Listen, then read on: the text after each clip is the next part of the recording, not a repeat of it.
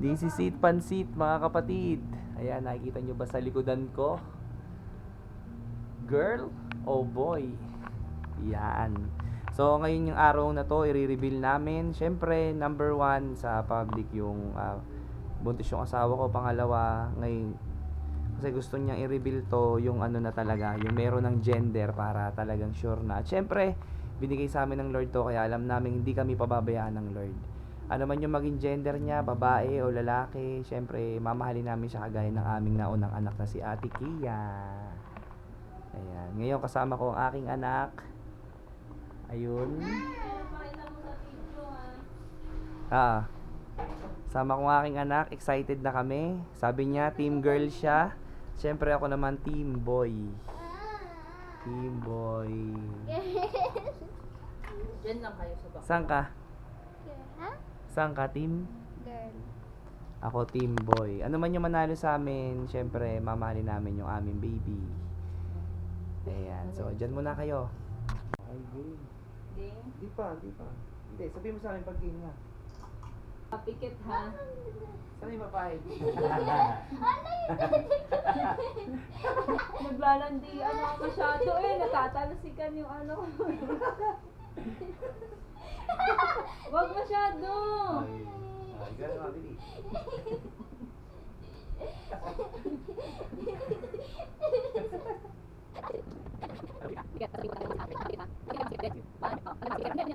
Tanggal mas. 1, 2, 3. Mulat. It's a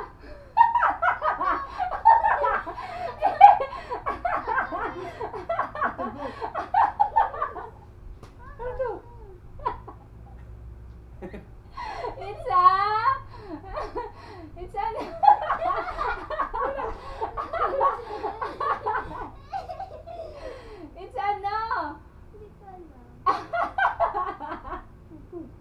Pwede. Pwede. Nasapos na tuloy yung video.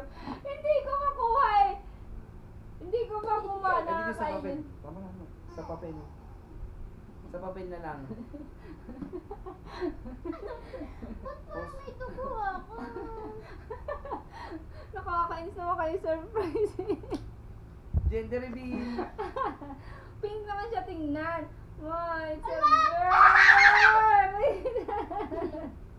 Sa girl? Siyempre, para makita ko yung tunay at magpapatunay, ito yung sertifikasyon, katunayan na babae yung magiging anak ko na naman. Hindi tayo swerte sa lalaki. So, para sa akin, okay na yan dalawa na sila ng ate niya. Mahalaga may kapatid. Di man nila pagdating sila may asawa at anak na, di man nila madali ipilido namin, okay lang, at least meron akong masasabing anak ko at mga anak ko. Siyempre, meron silang matatawag na kapatid isa sa bawat isa. Ayan, blessing ng Lord yan. At siyempre, pangangalagaan, mamahalin naming mag-asawa yan. At siyempre, sa mga napagdaanan namin mag-asawa, magpapatuloy kami. At pagpapatuloy namin yung buhay na kasama yung mga plano sa amin ng Diyos. Yan. Salamat at God bless sa inyong lahat. Patuloy na tayo sa buhay at palagi nating iatang yung lahat ng plano, lahat ng dapat nating gawin sa araw-araw, sa trabaho man, sa paggala, kung ano man yung pagkaabalahan mo, palaging mauna ang Lord. So God bless sa inyong lahat. Holy red pala yung kamay ko. So God bless sa inyong lahat at syempre ingat palagi. God bless. Bye-bye.